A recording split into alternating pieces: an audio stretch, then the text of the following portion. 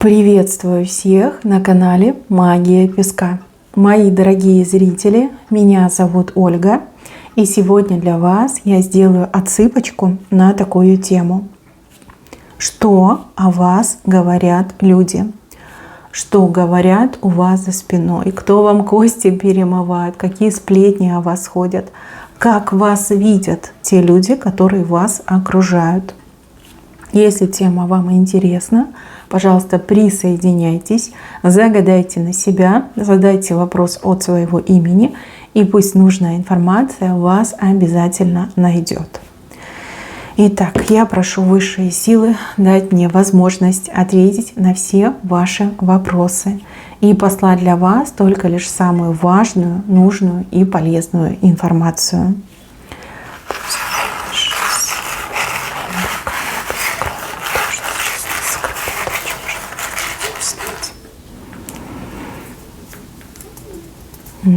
Вы тут флаг несете.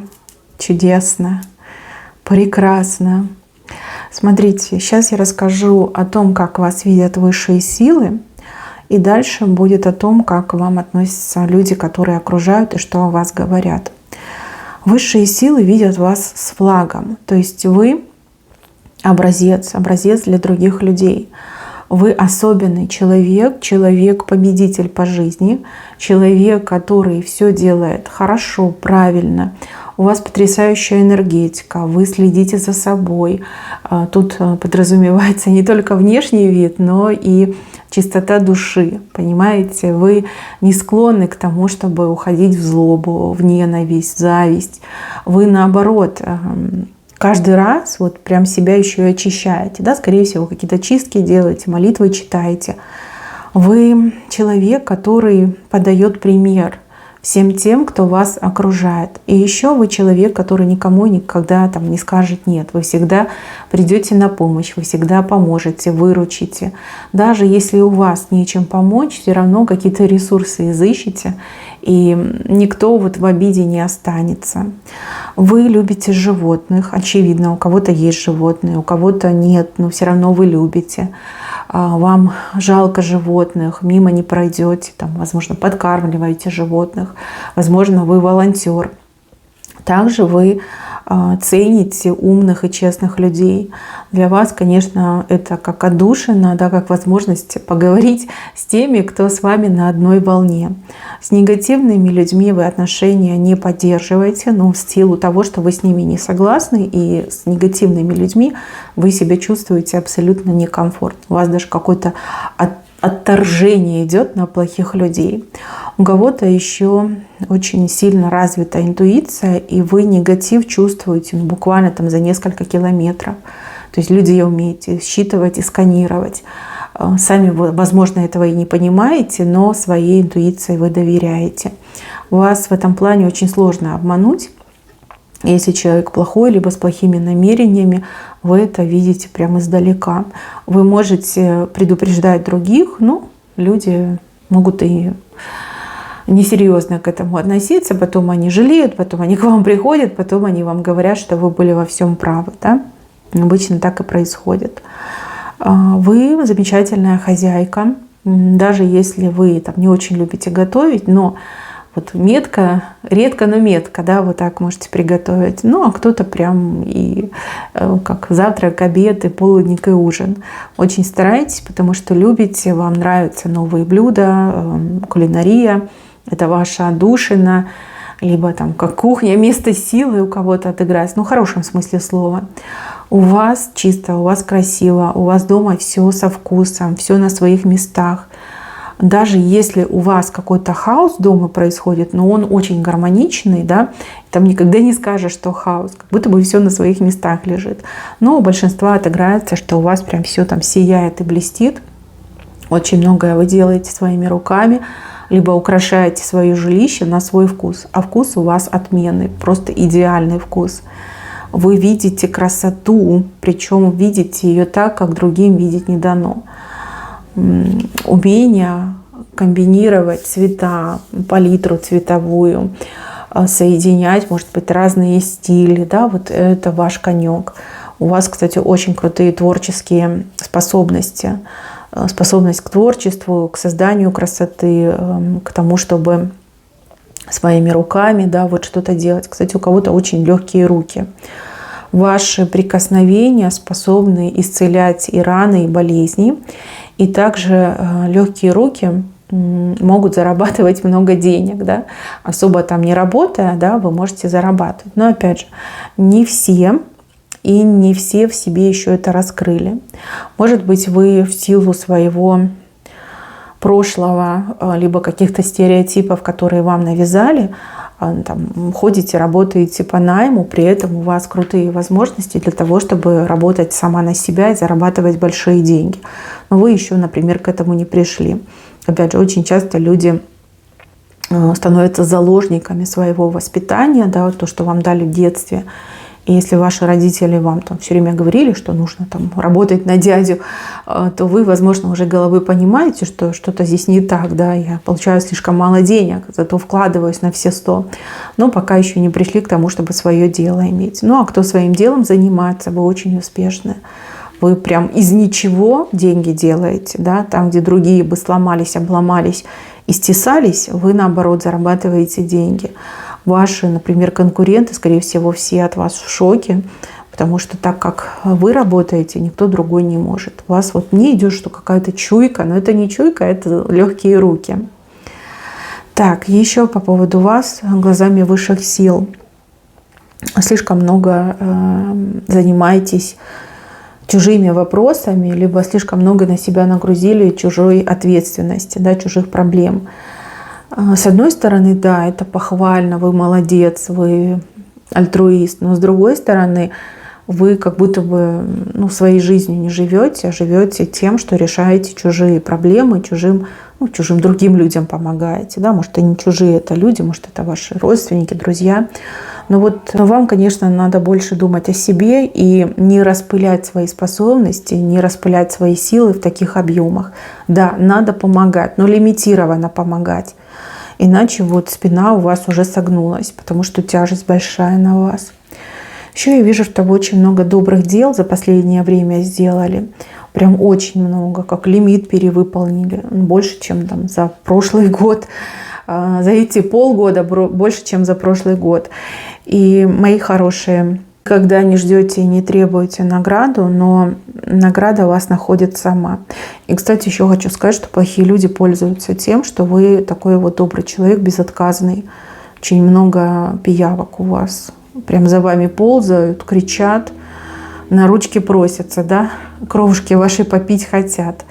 С этим тоже нужно бороться. Научитесь говорить «нет», и жизнь ваша станет намного легче. И зависти, как ни странно, тоже будет меньше. Вам очень многие завидуют, но по большей части зависть идет от тех, кого вы хорошо знаете, от тех, кому вы помогаете.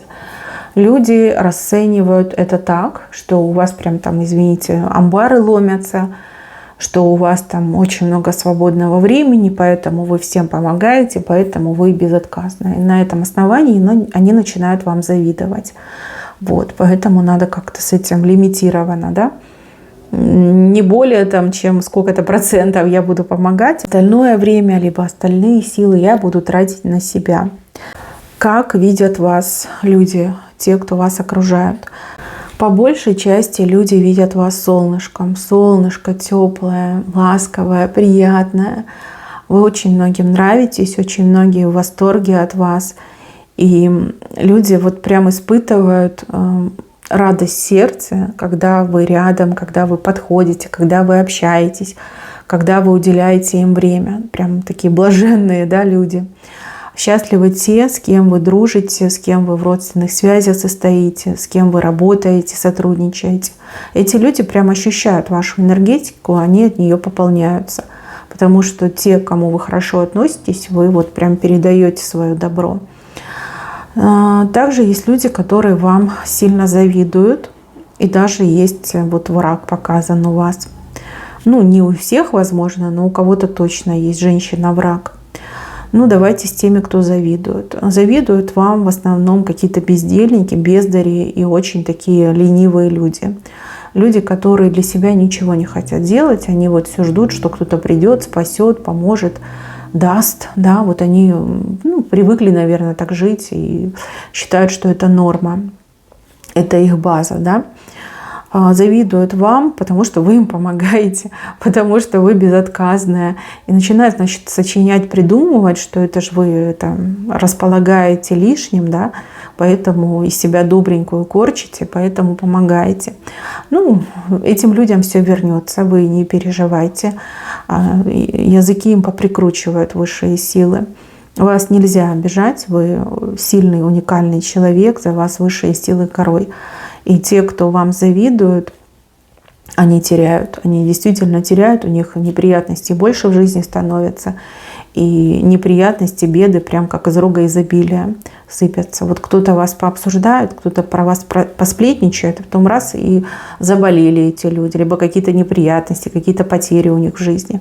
То есть, ну, буквально с них спрашивают, да, вот наказание идет. А у кого-то еще отыграется, что завидуют какие-то бывшие члены семьи, что ли. Может, бывший муж, да. Может, бывший парень. Тут и зависть, и сожаление, да. Зависть, что вы такая умная, сильная, светлая, да, идете вперед и не сдаетесь, не останавливаетесь. И жалость, сожаление, да, что вас лишились. Что вот настолько были глупы, что потеряли такую шикарную женщину, как вы. Ну и вот женщина-враг у вас еще показан. Вражда здесь давняя. И вражда почему-то мне показана из-за мужчины. То ли не поделили мужчину, то ли, может быть, тут какой-то семейный был треугольник, да, не обязательно любовный, может быть, семейный треугольник. И вот настолько она обозлилась на вас, эта женщина, что она, ну, буквально сходит с ума по вам, вот именно с негативной точки зрения. То есть она не живет своей жизнью, она не живет своими интересами, она живет мыслями о том, чтобы вот вас не было. Да? Вот что я могу сделать, чтобы ее не было. Ну, все ее эти потуги, они ни на что, ни на кого не влияют. А даже если влияют, то поверьте, тут такой откат идет, что мало не покажется. У кого-то еще отыграется, что женщина-враг, которая есть в сегодняшнем дне, уже очень сильно напрягается по поводу того, что там порчу на вас делала, да, а вам хоть бы что, да, не в одном глазу, как говорится, что ей там обещали, может быть, какие-то лжемастера, что все у вас там не будет, да, развеетесь по ветру, а ничего не происходит. И она начинает думать, ну, неужели меня обманули? Либо неужели она такая особенная, что ее вот ничего не берет?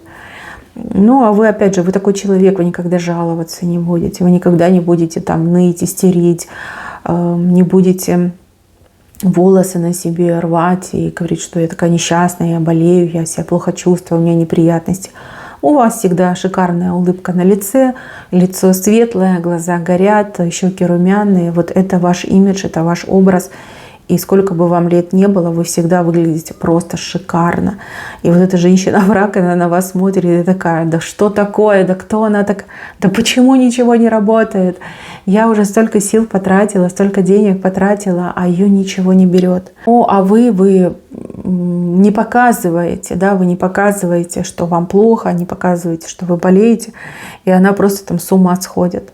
Вот мне идет, что она и откат очень сильный получит. Тут откат похож на какой-то цунами.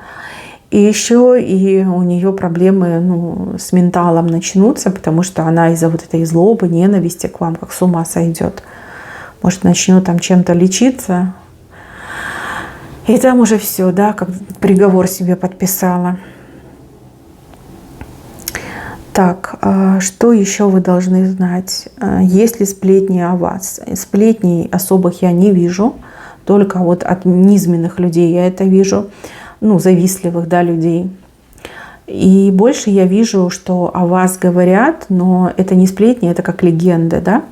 То есть вас ставят в пример истории из вашей жизни, истории преодолений, как вы чего-то добились, как вы с чем-то справились, как вы там кого-то одолели, да. Как вы справедливости добились, да, вот такие истории ходят. Ну, это не сплетни, это легенды. Да? В легендах человека восхваляют, воспевают и человеком гордятся, да, за пример берут. Ну, вот не зря высшие силы говорят, что вы пример для других. О вас ходят легенды. Сплетней как таковых нет. Если где-то сплетни от этих негативщиков, завистников зарождаются, то они быстро тухнут и гаснут, потому что по большей части люди понимают, кто вы такая, в глупости по поводу вас не верят, и вы удивитесь, что очень многие люди пресекают сплетни о вас. Вот если какие-то завистники начинают сплетничать, то те, кто хорошо к вам относится, они им затыкают рты и говорят: не смей, да? Не смей говорить об этой святой женщине вот такие гадости. Иначе я сейчас рот с мылом помою, да, либо зубы пересчитаю. Без языка будешь ходить. Да, люди за вас заступаются и не позволяют плохим людям, негативщикам про вас сплетни распускать. Ну, возможно, вы об этом и знаете, да, а возможно, для вас это как открытие. Просто повнимательнее будьте, да, наведите справки, и вы поймете, о чем речь. Знаете, вот еще показано, что очень много людей за последнее время просто радикально поменяли свое отношение к вам. Люди, которые, может быть, не так хорошо вас знали, либо люди, которые, ну, может быть, заблуждались даже по поводу вас, вот поменяли из негативного, либо из нейтрального в очень позитивное, любящее, уважительное, да, вот такое отношение теперь идет. Но вы и сами замечаете, да, то человек вообще не общался, не здоровался, а теперь прям улыбается, рукой машет, да, там всегда здоровается, всегда интересуется, как у вас дела, как у вас здоровье. Очень много людей поменялось, как переоделись, переобулись. Но мне больше идет как просветление, да, пришло просветление, либо вы своим жизненным примером, своими поступками и действиями этим людям на себя глаза открыли, что вы достойный, прекрасный член общества, и что на вас нужно именно равняться и в дружеских отношениях с вами быть. Это, я считаю, что лотерейный билетик, да, выигрышный попался. Да, очень многим вы, кстати, удачу приносите. Особенно если вы к человеку очень хорошо относитесь, вы этому человеку приносите удачу. Вам, скорее всего, тоже об этом говорили. И говорили, скорее всего, не раз. Особенно вы приносите удачу мужчинам, которых любите. С вами эти мужчины, они буквально расцветают, да, становятся такими вот успешными, и выглядят хорошо, и здоровье у них там прям такое крепенькое.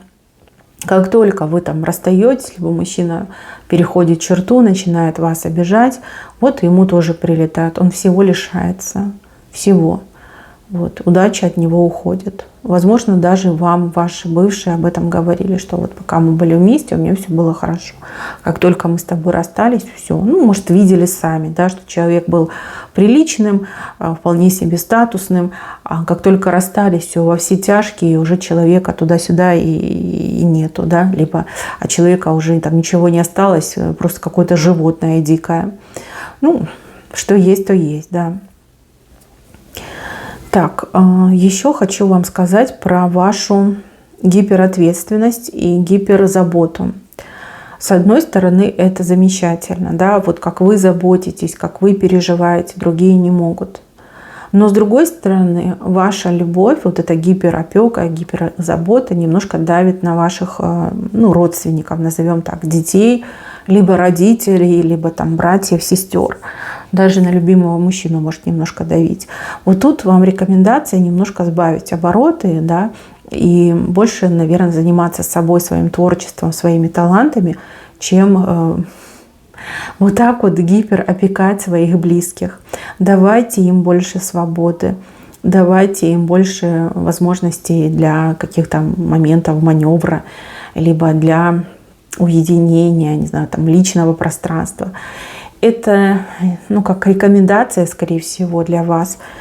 Так отношения будут лучше выстраиваться, будет меньше напряжения, будет меньше каких-то там, ну, недовольств, да. Вот. Все люди взрослые, все самостоятельные, и вы иногда, извините, но передавливаете своей заботой. это ни к чему. Это ни к чему. У вас освободится время, вы будете заниматься своими способностями, своим даром, своим талантом. И вашим близким будет хорошо, и вам будет хорошо. Это как такой совет и рекомендация. Так, мои хорошие, на этом у меня все. Берегите себя. Всем спасибо за внимание. Всем пока-пока.